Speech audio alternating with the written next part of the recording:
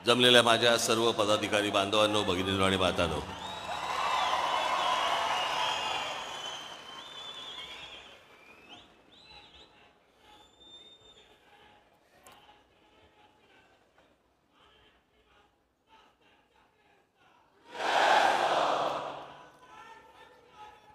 बस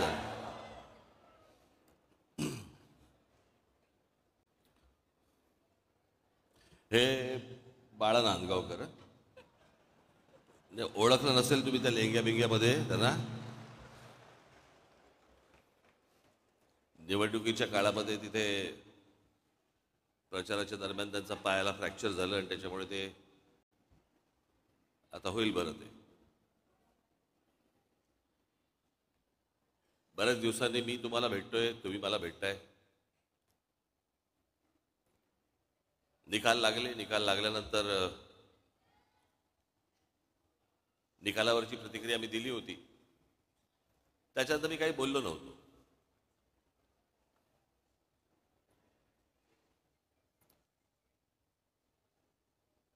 पण शांत आहे याचा अर्थ विचार करत नव्हतो असं नाही.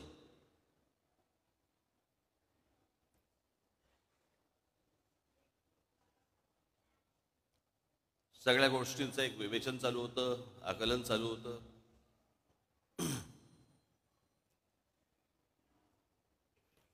बरेच लोक मला भेटले या सगळ्या गेल्या 2 महिन्यामध्ये, 1.5 महिन्यामध्ये. परवा दिवशी माझ्याकडे ते संभाजी महाराजांवरचे चित्रपट करणारे लक्ष्मण उतेकर दिग्दर्शक ते आले होते. उत्तम दिग्दर्शक.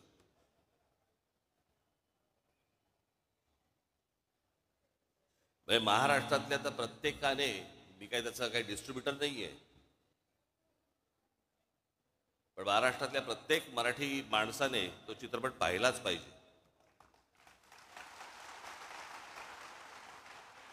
कारण आमचे शिवछत्रपती ही प्रेरणा आहे. संभाजीराजे आमचे हे बलिदान आहे.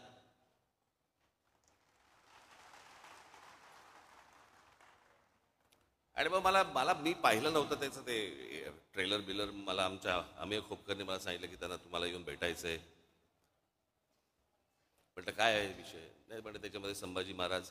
हा लाईट जरा कमी होईल का रे, हा माझ्या डोळ्यासमोरचा काय आहे का काही त्याच्यात. हा काय बोटं बिटं घाला कुठेतरी बटनात. हा अरे केला का, मला लागतोय ना, मला कळ. बंद केलं तरी चालतो. हा तर त्याने मला काहीतरी सांगितलं की काहीतरी संभाजीराजे लेझिम खेळताना वगैरे काहीतरी दाखवलं वगैरे. मग मी तो ट्रेलर पाहिला. मग दुसऱ्या दिवशी ते आले मला भेटायला. अर्थात लेझिम हा आपला पारंपरिक खेळ आहे महाराष्ट्राचा. आणि संभाजीराजांनी कधीतरी हातामध्ये लेझिम घेतलंही असेल, काय माहिती. इतिहासाच्या पानात नाही पण मनात तर असेल.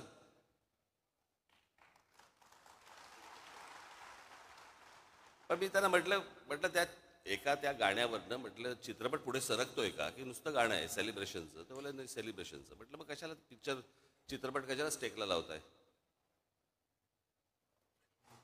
आपल्याकडे काय आहे, हल्ली सगळ्यांनाच इतिहास समजायला लागलाय. सगळेच इतिहास तज्ज्ञ झालेले आहेत. सगळ्यांच्याच एकदम भावना उफाळून येतात सगळ्या बाबतीत. पण म्हटलं काय आहे, म्हटलं चित्रपट पाहायला लोक जेव्हा जाणार त्यावेळेला औरंगजेबाने केलेले जे अत्याचार आहेत ते डोक्यात ठेवून म्हटलं ज्यावेळेला लोक जातील. आणि म्हटलं ट्रेलरमध्ये काहीतरी लेझिम बिझिम नाचतात बिस्तार, म्हटलं काढून टाका. म्हटलं ते म्हटलं उद्या असं आपण पकडूया. म्हटलं नंतर मी कोणाशी तरी नंतर बोलत होतो. म्हटलं रिचर्ड ॲटनबरोबर ज्याला महात्मा गांधी पिक्चर केला, आपल्या डोळ्यासमोर महात्मा गांधीचे काही काही आंदोलनं येतात. पण चित्रपट पाहायला गेलो असताना आपल्याला असं एका सीनमध्ये दिसलं की महात्मा गांधी दांडिया खेळतात. कसं वाटलं असतं आपल्याला. खरं तर दिग्दर्शकाला टाकायचा पण असेल सीन, पण महात्मा गांधींच्या हातात एकच काठी असल्यामुळे दांडिया खेळता नाही आला. 2 घेऊन असे चालले असेल तर कदाचित आला असतं सीन, माहित नाही आपल्याला.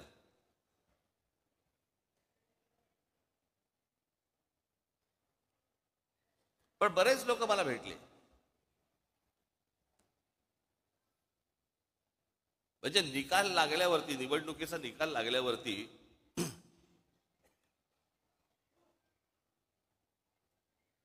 ज्या दिवशी निकाल लागला, मी बोलतोय, तुम्हाला समजत असेल मी काय म्हणतोय ते, आणि सगळ्यांना माहिती आहे. महाराष्ट्रात निकाल लागल्यावरती मी पहिल्यांदा महाराष्ट्रात असं बघितलं, सन्नाटा पसरला.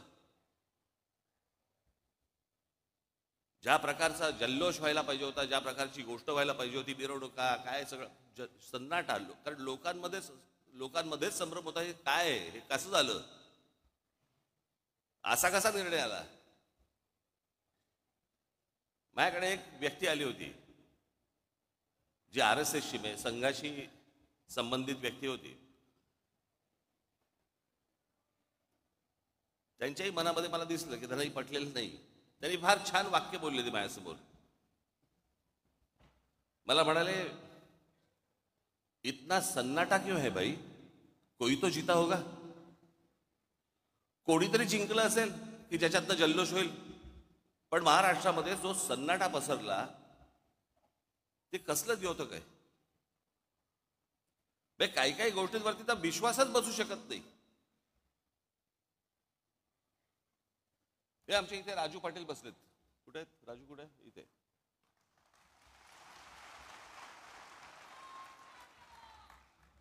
त्यांचं एक गाव आहे, गाव पाटलांचंच गाव, म्हणजे तिकडे त्यांनाच मतदान होतं.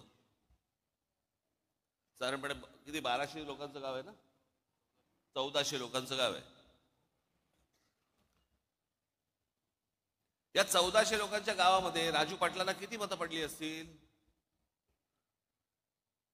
अख्खं सगळं मतदान, दरवेळेला त्यांना मतदान होतं. पहिल्यांदा त्यांचे भाऊ उभे होते त्यावेळेला त्यांना मतदान झालं, ते उभे होते त्यावेळेला मतदान झालं, ज्यावेळेला ते खासदारकीला होते त्यावेळेला मतदान झालं, सगळीकडं. त्या गावातनं किती मतदान झालं असेल राजू पाटलांना, किती मतं पडली असतील. एक पण नाही.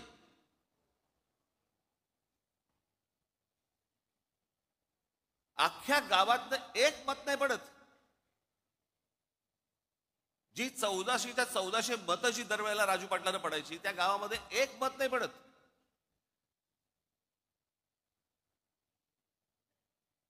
आपल्यातला एक मराठवाड्यामधला आपला एक पदाधिकारी आहे जो तिथे नगरसेवक आहे.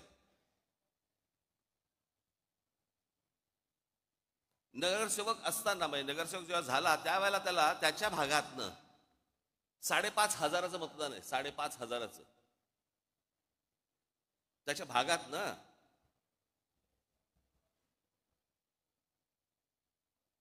आत्ता तो विधानसभेला उभा होता, त्याला त्याच्या वॉर्डामध्ये नगरसेवक पदासाठी म्हणून त्याला 5,500 मतदान झालं होतं.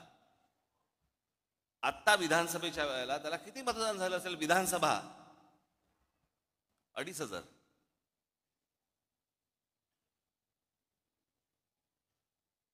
अनेक असे निर्णय आहेत महाराष्ट्रामध्ये झालेले की ज्याच्यावरती विश्वास, निवडून आलेल्यांचा विश्वास नाहीये. पडलेल्यांचा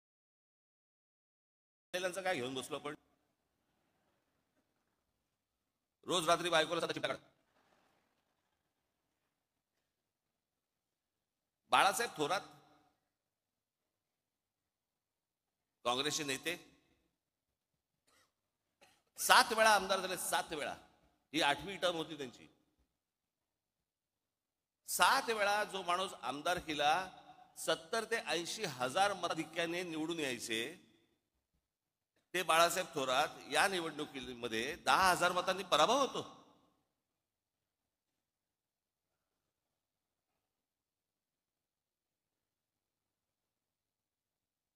उद्या अनेक लोक बोलतील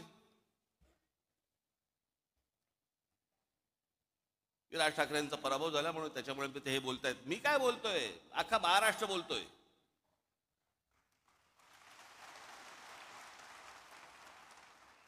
जे निवडून आले त्यातल्या अनेक लोकांचे मला फोन जे आले, जे सत्तेमध्ये आले आहेत त्यांचे मला अनेकांचे फोन आले, त्यांना शॉक बसलाय.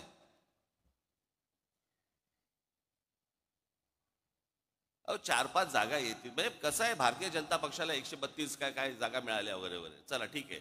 मागच्या वेळेला पण त्यांना काहीतरी 100 काय किती जागा होत्या, 105 च्या आधी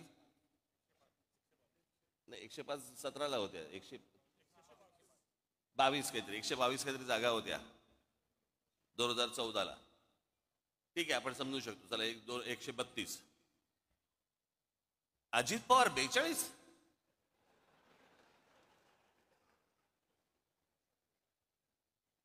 म्हणजे 4-5 जागा येतील की नाही असं सगळ्यांना वाटत असताना अजित पवार 42, कोणाचा तरी विश्वास बसेल का याच्यावरती? आणि जे इतकी वर्ष या महाराष्ट्रामध्ये राजकारण करत आले, ज्यांच्या जीवावरती हे अजित पवार, भुजबळ बिजबळ सगळेजण मोठे झाले, त्या शरद पवारांना 10 जागा मिळतात. मग हे न समजण्याच्या पलीकडची गोष्ट आहे, न समजण्याच्या पलीकडची. गेल्या 4 महिन्यापूर्वी लोकसभा झाली. त्या लोकसभेला सर्वात जास्ती ज्यांचे कोणाचे खासदार निवडून आले असतील तर ते काँग्रेसचे निवडून आले. त्यांचे 13 खासदार निवडून आले काँग्रेसचे. बरोबर बोलतोय? एका खासदाराच्या खाली किती आमदार येतात? साधारणपणे 5 ते 6 आमदार येतात. 6 आमदार येतात, बरोबर आहे. सर्वसाधारणपणे किती आमदार यायला पाहिजे होते काँग्रेसचे? सगळे 6च्या 6 नाही पकडलं, पण एखाद्या मतदारसंघामध्ये 6च्या ऐवजी समजा 4 आलेत, 3 आलेत, काहीतरी त्यांचे 15 आमदार येतात.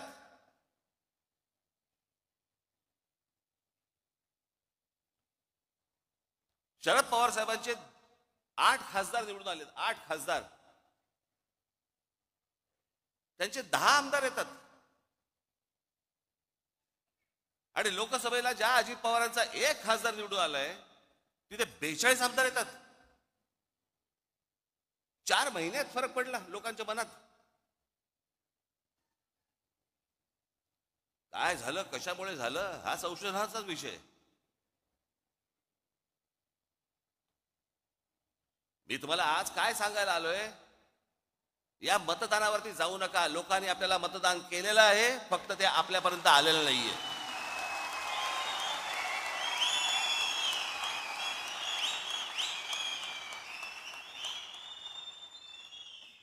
तुम्ही असं कुठेही मनामध्ये धरू नका की लोकांनी आपल्याला मतदान केलं नाही. लोकांनी मतदान केलं, पण ते केलेलं मतदान कुठेतरी गायब झालं.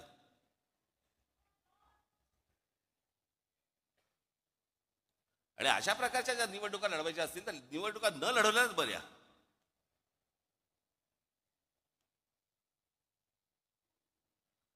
अर्थात ही पण गोष्ट निघून जाईल.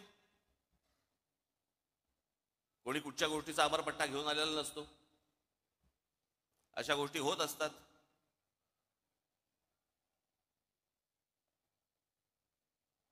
पण मला तुम्हाला फक्त एकच गोष्ट, तुम्हाला आज महत्वाच्या गोष्टी काही सांगायच्या आहेत.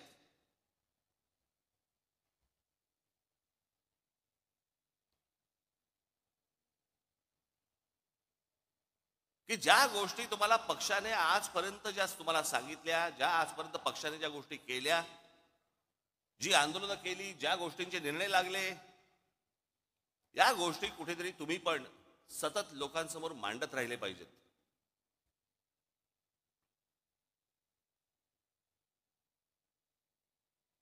आतापर्यंत आपण काय काय केलं, कोणती कोणती आंदोलनं केली, कोणकोणत्या विषयामध्ये हात घातला, कोणकोणत्या विषयांचे निर्णय लागले, हे तुम्ही स्वतः कन्व्हिन्स पाहिजेत. तुम्हाला 4 लोकांनी प्रश्न विचारल्यावरती भांबावून जाणं हे काय, हे चांगलं लक्षण नव्हे.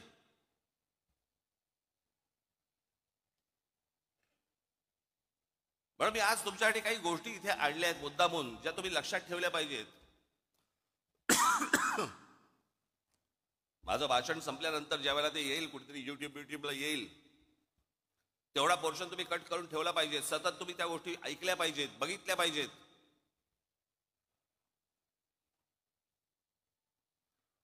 आणि हा जाणीवपूर्वक केलेला प्रचार असतो, जाणीवपूर्वक केलेला प्रसार असतो. तिथे जर तुम्ही खमके नसाल, तुम्ही जर खंबीर नसाल, तुम्ही उत्तर काय देणार आहात? आणि हे जाणून बुजून सगळे, कारण कसं आहे, हल्ली काही अनेक पत्रकार जे आहेत हे अनेक पक्षांच्या दावणीलाच बांधले गेलेले आहेत. अनेक चांगले पत्रकार देखील आहेतच, पण अनेक पत्रकार गेलेले आहेत. ते ह्या सगळ्या गोष्टी लिहित असतात, सांगत असतात, चॅनलमधनं पसरवत असतात, वर्तमानपत्रात देत असतात, सगळ्या गोष्टी चालू असतात, सोशल मीडियावरती देत असतात. आणि मग तुम्हाला ते भणभणून टाकतात. त्यातला सगळ्यात महत्वाचा भाग कुठला? 3 विषय आहेत. 3 विषय मला मुद्दा म्हणून तुमच्या समोर मांडायचे आहेत आज. एक म्हणजे राज ठाकरे भूमिका बदलतात. मी ज्यावेळेला माझ्या काही पदाधिकाऱ्यांची, इतर सगळ्या लोकांची ज्यावेळेला मी बोललो त्यांच्याशी, मी म्हटलं तुम्हाला तरी माहिती आहेत का म्हटलं भूमिका बदलणं म्हणजे कशाला म्हणतात.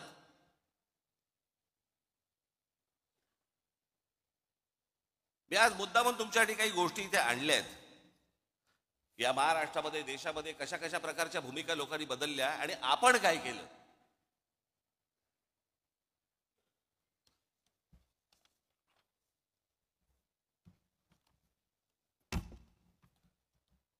थोडा मागे जातो, नंतर मध्यात परत येतो. मी काय सांगतोय तुम्ही नीट ऐका. या देशाला ज्या वेळेला स्वातंत्र्य मिळालं, त्या स्वातंत्र्य मिळाल्यानंतर पहिली निवडणूक या देशामधली ही 1952 साली झाली. आणि ह्या 52 साली ज्या वेळेला ही निवडणूक झाली, त्यावेळेला नुकताच राष्ट्रीय स्वयंसेवक संघाचा म्हणून त्यांचा एक पॉलिटिकल विंग ही जन्माला आली. तिचं नाव जनसंघ.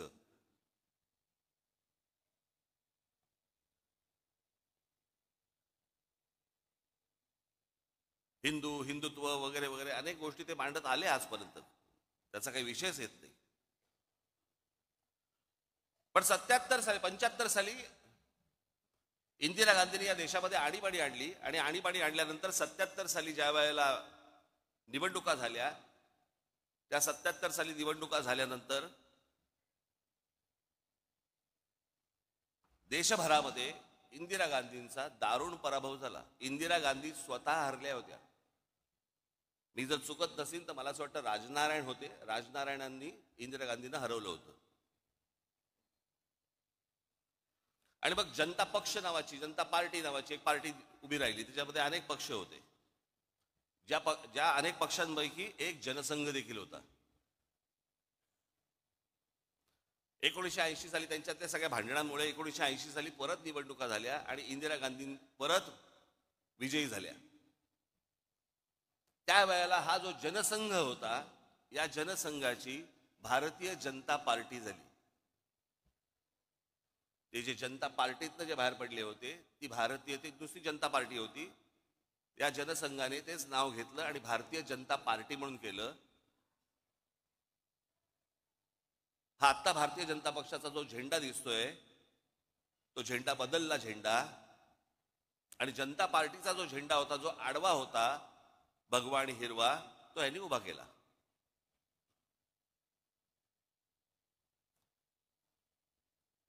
आणि हिंदुत्व या विषयावरती आजपर्यंत जे जनसंघाने ज्या गोष्टी केल्या, 80 साली ज्याला भारतीय जनता पक्ष म्हणून जेव्हा झाला, भारतीय जनता पार्टी म्हणून जेव्हा झाली, त्यावेळेला अटल बिहारी वाजपेयी त्याचे अध्यक्ष झाले. आणि त्यांनी संपूर्णपणे पक्षाची भूमिका बदलली आणि गांधीवादी समाजवाद यापुढे आम्ही पाळू, ही भूमिका घेतली. गांधीवादी समाजवाद.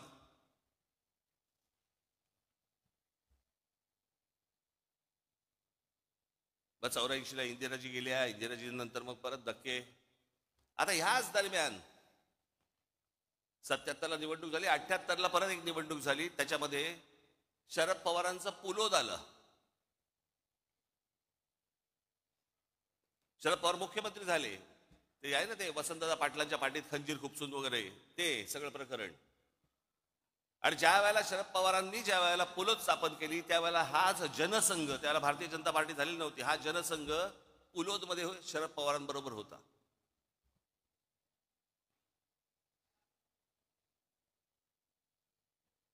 मी काय सांगतोय तुमच्या लक्षात येईल मी आता. आणि आता हे जे सगळं चालू आहे ना,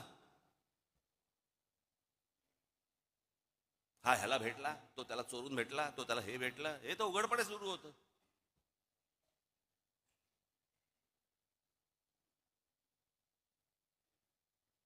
त्याच 78ला, म्हणजे मुळात 75 पासून शिवसेनेने काँग्रेसच्या आणीबाणीला पाठिंबा दिला होता. 80ची निवडणूक ही शिवसेनेने एकही जागा लढवली नव्हती, परंतु काँग्रेस आणि शिवसेना यांची युती होती.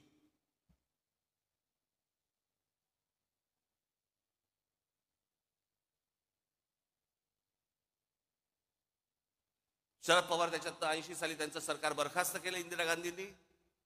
6 वर्ष काही नव्हते. 84ची एक निवडणूक झाली. मग 86 साली शरद पवार परत काँग्रेसमध्ये त्यांनी प्रवेश केला संभाजीनगरला राजीव गांधींच्या समोर. मग ते काँग्रेसमध्ये आले. जनता पक्ष बाहेरच राहिला.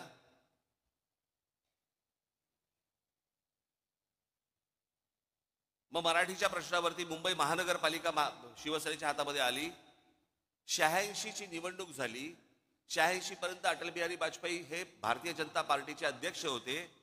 86ला पहिल्यांदा पार्ल्याची निवडणूक झाली आणि या देशातली पहिली निवडणूक जी हिंदुत्वावरती जिंकली गेली, ज्याच्यातनं अटल बिहारी वाजपेयींना बाजूला केलं आणि परत भारतीय जनता पार्टीने हिंदुत्वाचा नारा सुरू केला. त्यांच्या लक्षात आलं हिंदू हिंदू म्हणून मतदान करायला लागला. 87 साली संभाजीनगरची महानगरपालिका झाली. त्या महानगरपालिकेला ज्यावेळेला शिवसेनेला यश मिळालं, त्याच्यानंतर परत भारतीय जनता पक्ष शिवसेनेबरोबर यायला सुरुवात झाली. 88-89 चर्चा.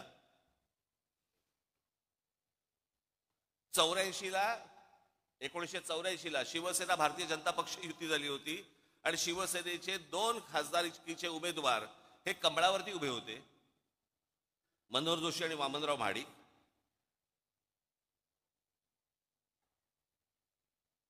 मग 90ला परत युती झाली.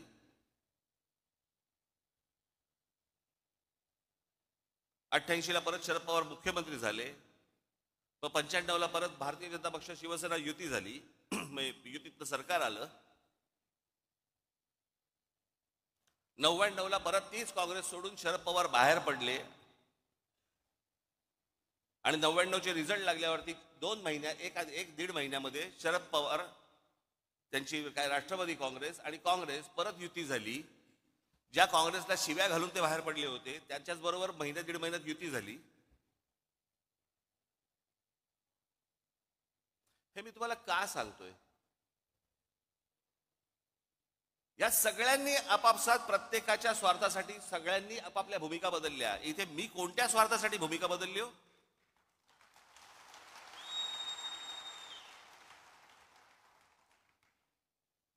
आता जर समजा तुम्ही जर मंत्रिमंडळातली लोक बघितली आत्ता, तर त्यातले बहुतेक जण हे शिवसेनेतनं आलेले, काँग्रेसमधनं आलेले असेच आहेत. यांचंच सगळं सरकार बनलेलं आहे. यांना हे पत्रकार विचारायला जाणार नाहीत का भूमिका बदललीत, पण तुमच्या कानात बरोबर ते घालत बसणार भूमिका बदलली, भूमिका बदलली. आणि हल्लीचे जे पत्रकार आहेत त्यांचा तर किती गाढा अभ्यास असतो, तर म्हणजे धन्यच आहेत ते.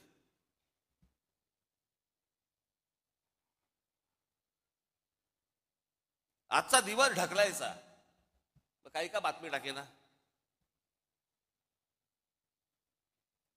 आणि आता तर काय सगळे प्रत्येक पक्षाचे एक कल्लीच सगळे गोष्टी सुरू आहे. आता काल त्या कुंभमध्ये आहे किती लोक गेली अजून आकडा येत नाहीये. ज्या प्रकारे इतर पक्षांचं कोणाचं असतं आणि काय झालं असतं, तर काय तमाशा केला असता चॅनलवाल्यांनी. आता काय नाही, सगळं चालू आहे, दाखवत आहेत बातम्या फक्त.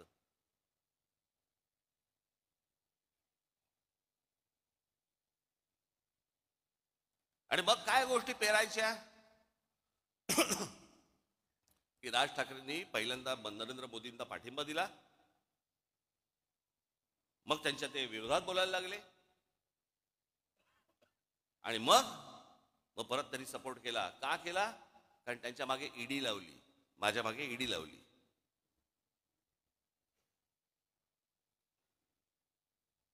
मला ती पण कहाणी आज तुम्हाला तुमच्या समोर आणि ह्या चॅनलच्या द्वारे महाराष्ट्रासमोर मला समोर सांगायचीच आहे.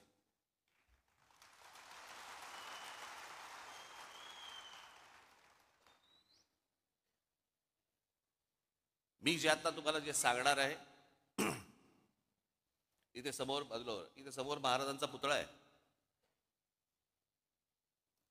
त्याच्या समोर मी जे सांगीन ते शपथपूर्वक सांगीन.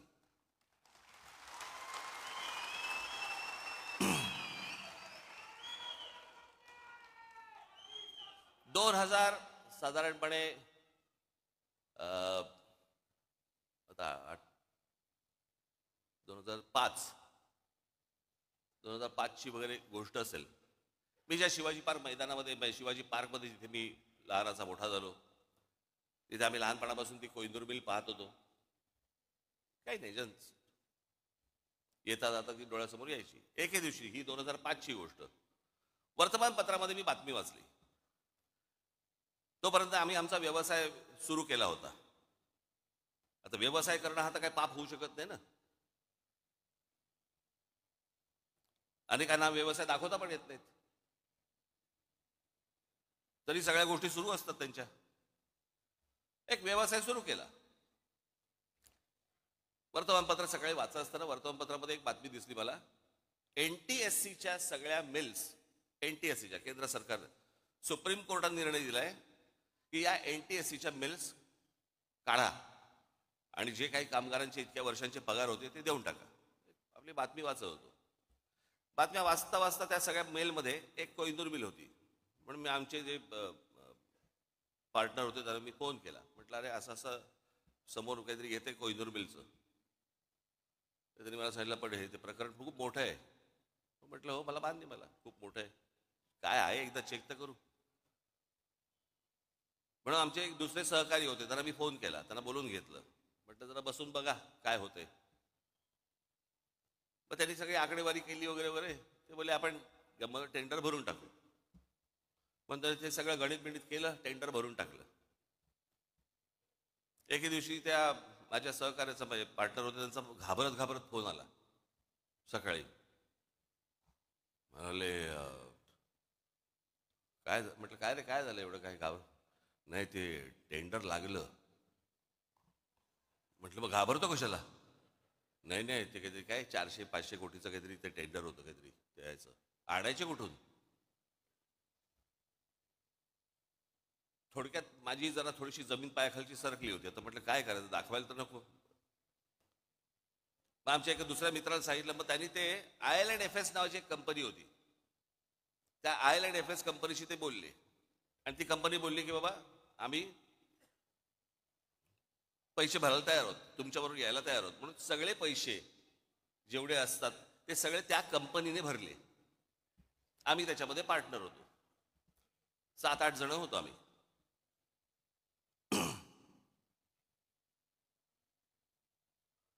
झालं सगळं सुरू. परत त्याला ब्रेक आला. परत ती केस काहीतरी कोर्टामध्ये गेली आणि सगळ्या परत मिल त्या अडकल्या. परत त्याच्यामधनं 1 वर्ष 1.5 वर्ष गेलं आणि मग त्याच्यानंतर ते सगळं परत 1.5 वर्षांचं सुरू झालं.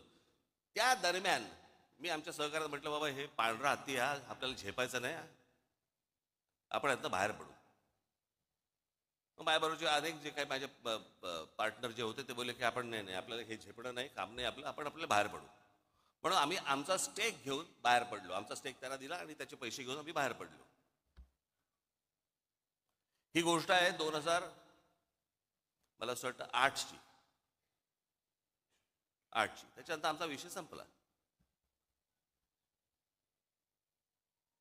ज्या दिवशी मला ती ईडीची नोटीस आली, मला प्रश्न पडला कसली ईडीची नोटीस, काय आहे काय. मग आम्ही जेव्हा बघितलं त्यात विषय होता कोहिनूरचा. म्हटलं आपला काय संबंध याच्याशी आता.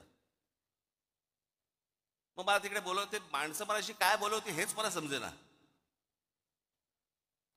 की त्यांच्याकडनं तुम्हाला पैसे आले पण तुम्ही त्यांचे पैसे काय, मला काय कळत नव्हतं. म्हटलं काय झालं.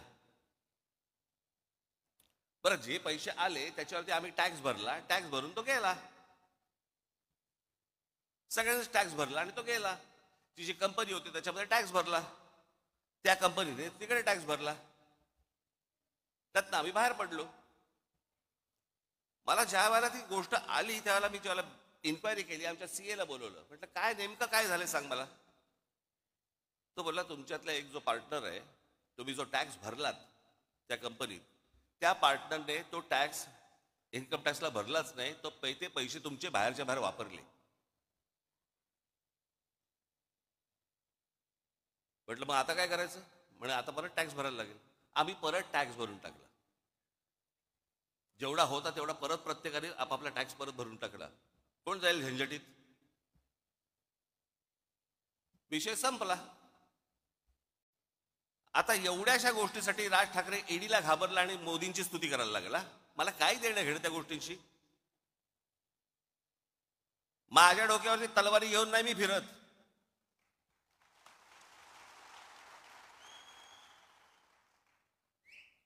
हे बाकीच्यांसारखं नाहीये. 6 दिवस अगोदर मोदी म्हणतात 70,000 कोटीचा भ्रष्टाचार केलेला ना आम्ही 8 मध्ये टाकू. आम्हाला माहित होतं की ते मंत्रिमंडळात टाकणार आहेत.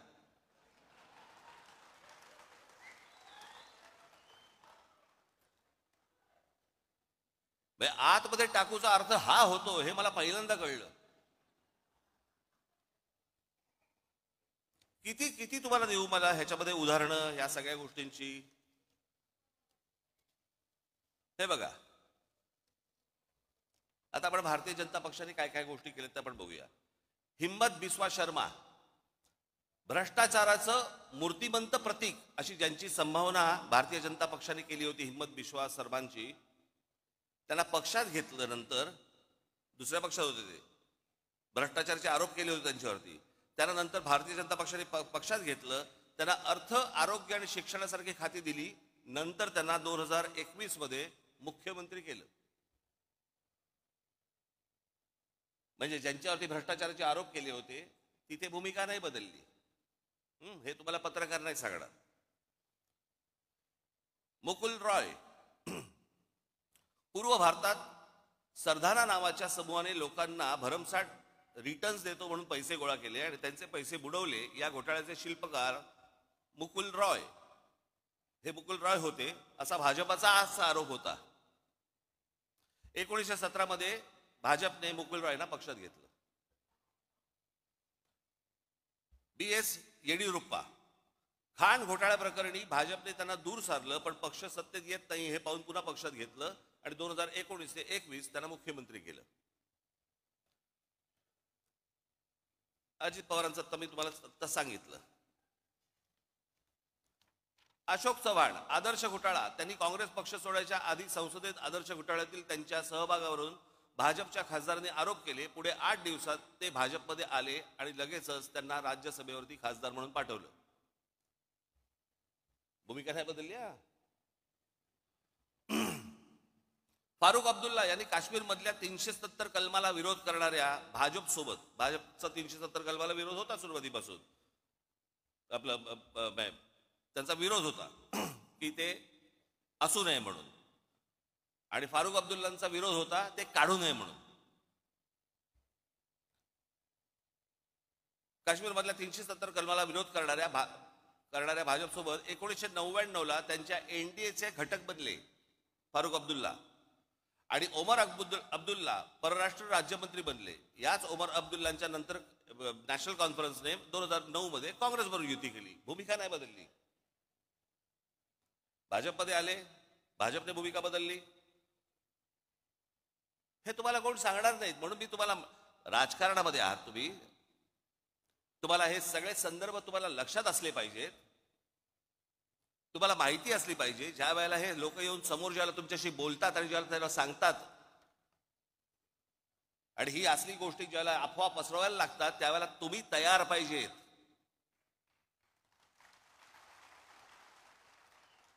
गेल्या 50, 60, 70 वर्षाचा इतिहास महाराष्ट्राचा काय आहे, देशाचा काय आहे, कुठे कुठे कुठच्या पक्षाने काय काय गोष्टी केल्या. मुफ्ती मोहम्मद सईद, भाजपने 2015ला मुफ्ती मोहम्मद सईद यांच्यासोबत युती केली आणि पुढे मुफ्ती मोहम्मद सईद यांच्या निधनानंतर त्यांच्या मुलीला महबूबा मुफ्ती सईदला पाठिंबा दिला. म्हणजे ज्यांचा 370 कलमाला विरोध होता काढू नये म्हणून, ते मुफ्ती मोहम्मद सईद. मग ह्या मुफ्ती मोहम्मद सईद यांच्या एका फ्रॉड प्रकरणात त्यांच्या मुलीला अपहरण केलं म्हणून भारताला काही अतिरेकी सोडायला लागले होते, ते हे मुफ्ती मोहम्मद सईद. त्यांच्याबरोबर भारतीय जनता पक्षाने पहिल्यांदा युती केली. मुफ्ती महबूबा मुफ्तींना तिथे पुढे मुख्यमंत्री केलं आणि नंतर त्यांचं सरकार पाडलं आणि राष्ट्रपती राजवट आणली. भूमिका नाही बदलली. इथे कोण बोलणार नाही भूमिका बदलली.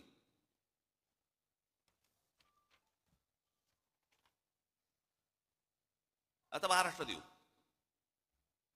राधाकृष्ण विखे पाटील आधी काँग्रेसमध्ये, मग विरोधी पक्षनेते होते. पुढे 2022 ते 24 काळात महसूल मंत्री आणि सध्या जलसंपदा मंत्री भाजपमध्ये. हर्षवर्धन पाटील आधी काँग्रेसमध्ये होते, मग ते भाजपमध्ये आले. हर्षवर्धन पाटील भाजपमध्ये आले तेव्हा म्हणाले होते आता शांत झोप लागते. ते हर्षवर्धन पाटील बोलले होते. सगळ्याचे व्हिडिओज आहेत, सगळ्या गोष्टी तुम्ही बघू शकता. नारायण राणे, गणेश नाईक, बबनराव पाचपुते, विजयसिंग मोहिते पाटील, पदमसिंग पाटील, किरीट सोमय्या ते केवढे आरोप केले होते. अनेक लोकांवरती आरोप केले विरोधी पक्षांमधल्या. आज ज्यांच्यावरती आरोप केलेत ना ते सगळे आज मंत्रिमंडळात आहेत किंवा भारतीय जनता पक्षासोबत आहेत. त्यांना नाही कोणी विचारलं जात की भूमिका बदलली का, काय बदललं. हे जाणून बुजून तुमच्या खाली लागतात. जाणून बुजून तुम्हाला बदनाम करण्यासाठी म्हणून या गोष्टी सगळ्या पसरवल्या जातात. शिवसेनेचा ज्यावेळेला जन्म झाला 1966 साली, त्याच्यानंतर पहिली जी निवडणूक लढवली ती प्रजा समाजवादी पक्षाबरोबर लढवली. त्या निवडणुकीनंतर मुस्लिम लीग बरोबर युती पण केली होती. त्याच्यानंतर 77-75ला काँग्रेसला पाठिंबाही दिला होता. 80 साली युती पण केली होती. नंतर भारतीय जनता पक्षाबरोबर त्या वेळेची जी काय परिस्थिती असेल त्याप्रमाणे विरोधी पक्ष कोण निर्णय घेत असतात. यांनी घेतले असेल, त्या वेळेला परिस्थिती बदलली असेल. पण त्यांची ती बदललेली परिस्थिती साला हे ह्यांचं बरं आहे, ह्यांनी केलं की प्रेम, आम्ही केला की बलात्कार.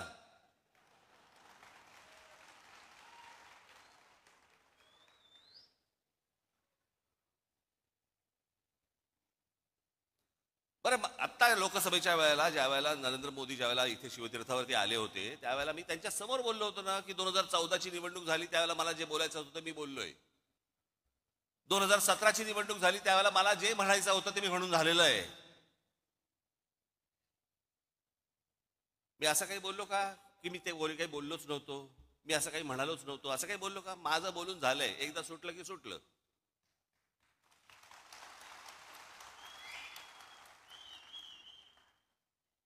आणि जे बोललो होतो त्या सगळ्या गोष्टींना आधार होते.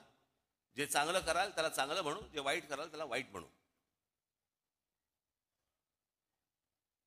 ह्या सगळ्या गोष्टीच्या तुमच्या समोर आणल्या. हे कृपाशंकर सिंग, बबनराव पाचपुते, अजित पवार, हे सगळे देवेंद्र फडणवीसांनी किती लोकांवरती आरोप केले आतापर्यंत?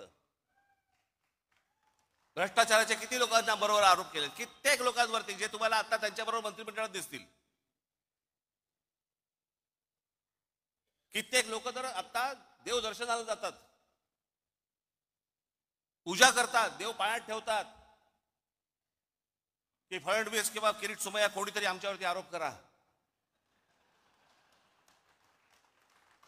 चला, आरोप केल्यावर आतमध्ये जाता येतं.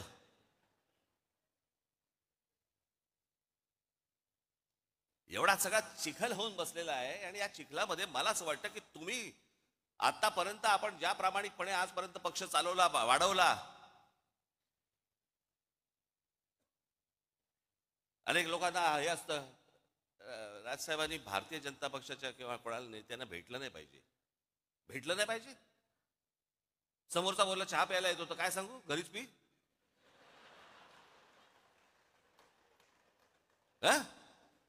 तुम्ही काय वेगळं सांगाल?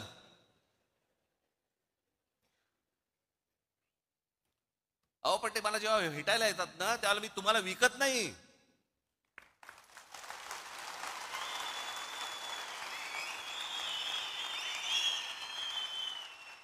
आणि माझा मराठीचा बाणा देखील मी बोथट करत नाही.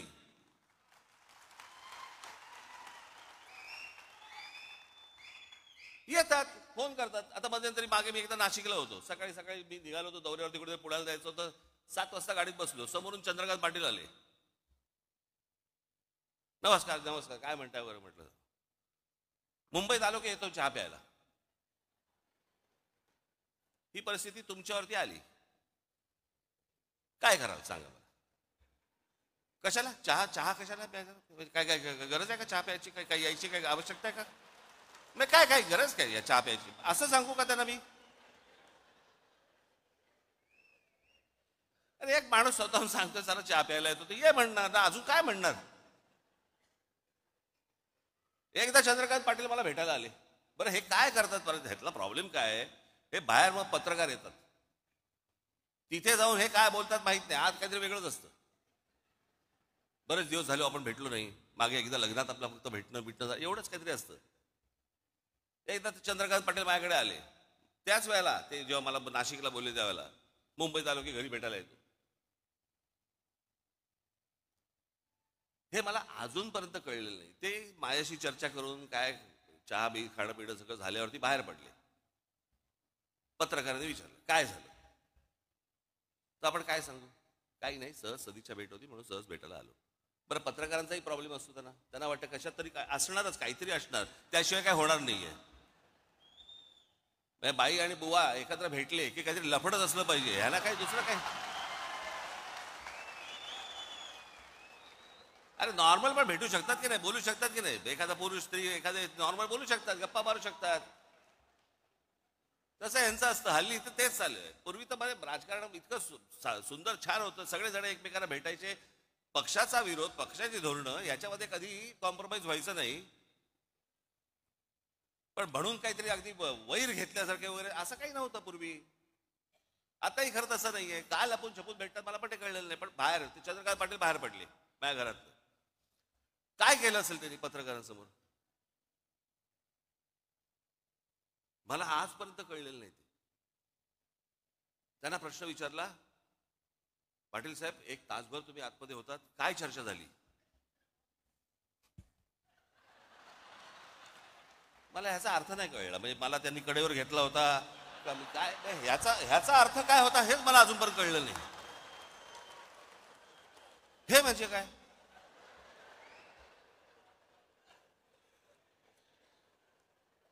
बरं मी काय पाहिलं नव्हतं. ते गेल्यानंतर पत्रकार आले आणि मला म्हणाले की त्यांनी असं केलं बाहेर गेल्यानंतर, म्हणजे काय झालं. मी म्हटलं असं केलं म्हणजे काय झालं, आम्ही दोघे एकमेकांना तेच विचारतोय, म्हणजे काय झालं. काय इकडे मी अक्रोड ठेवलं होतं त्याच्यामध्ये दाबून दिलं आणि मी अक्रोड फोडून दिलं वगैरे, काय म्हणजे झालं काय.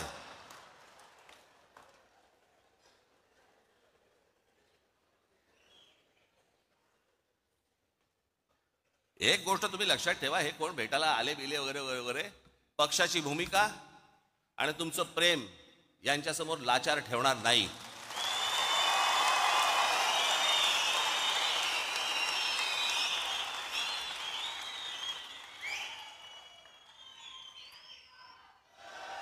उद्या जेव्हा कधी निवडणुका होतील, काय होतील, कधी होतील. आता 28 तारखेला खरं तर निर्णय होता, तो 28 फेब्रुवारीला गेला. आता 28 फेब्रुवारीला गेला म्हणजे ऑक्टोबर नोव्हेंबर शिवाय निवडणुकाच होत नाहीत. बरं ऑक्टोबर नोव्हेंबरला तरी काय अजून पुढे ढकलतील. त्यांना काय, सरकारला प्रशासक नेमल्यानंतर प्रशासनाच्या हातात जर समजा या सगळ्या महानगरपालिका आणि सगळ्या गोष्टी असतील, कोण नगरसेवकांची ओझी उचलेल.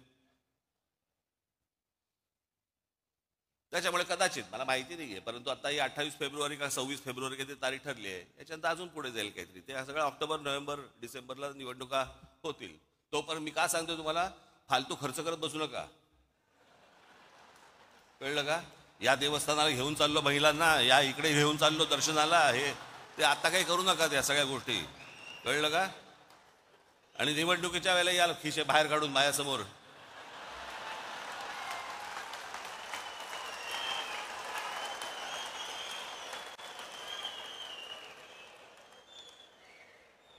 जरा सांभाळून, जरा काय आजूबाजूला चाललंय जरा एकदा बघा बरं का. आज मला तुम्हाला एवढंच सांगायचं आहे, पुढच्या काही दिवसांमध्ये पक्षाला वरपासून खालपर्यंत एक प्रकारची शिस्त आणण्याच्या दृष्टिकोनातून एक आचारसंहिता येणार आहे.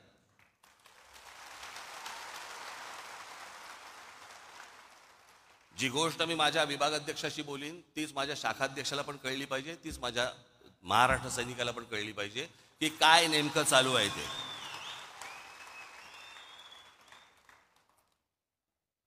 पुढच्या साधारणपणे फेब्रुवारीच्या पहिल्या दुसऱ्या आठवड्यापर्यंत त्या प्रत्येकाला बोलवलं जाईल, प्रत्येकाची आचारसंहिता प्रत्येकाला दिली जाईल.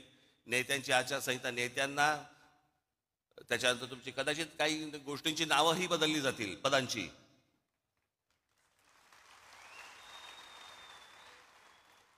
तर ते हळूहळू टप्प्याटप्प्याने त्या गोष्टी मी तुमच्यासमोर मांडीन. परंतु मी एक गोष्ट सांगतो तुम्हाला, मी लहानपणापासून अनेक पराभव पाहिलेत, अनेक विजय देखील पाहिलेत. पराभवाने मी कधी खचलो नाही आणि विजयाने कधी हुरळून गेलो नाही.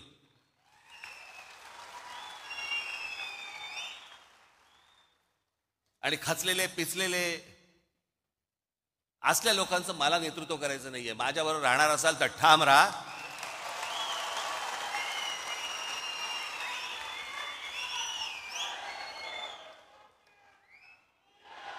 आपल्याला जे महाराष्ट्रामध्ये करायचंय, जे आपल्याला महाराष्ट्राच्या मराठी माणसासाठी करायचंय, जे या महाराष्ट्रातल्या हिंदूंसाठी करायचंय, ते आपण करणारच आहोत. ते आपलं स्वप्न आहे. आज नाही, उद्या नाही, परवा, पण ते होणार म्हणजे होणार, एवढं निश्चित आपण लक्षात ठेवावं. आज तुम्हाला हे सगळं मी पहिल्यांदाच येतो या सगळ्या ऑडिटोरियममध्ये. मी कधी आलेलो नव्हतो. खरं तर हे वरती बसले सगळे चिकटवलेले दिसत वाटतात मला. हे सगळे ते प्लॅकार्डचे करतात ना, तसेच दिसतात ते मला सगळ्या. आत ना रे तुम्ही खरंच. हां हां हां. पण आज तुम्ही बऱ्याच दिवसानंतर तुमची भेट झाली. मलाही बरं वाटलं, मलाही आनंद झाला. एका उत्साहात, जल्लोषात, जोशात पुढच्या येणाऱ्या सगळ्या गोष्टी आपण पार पाडायच्या आहेत. घराघरापर्यंत जायचंय, लोकांचा विश्वास संपादन करायचा आहे. जे आतापर्यंत पक्षाने केलेलं आहे ते लोकांपर्यंत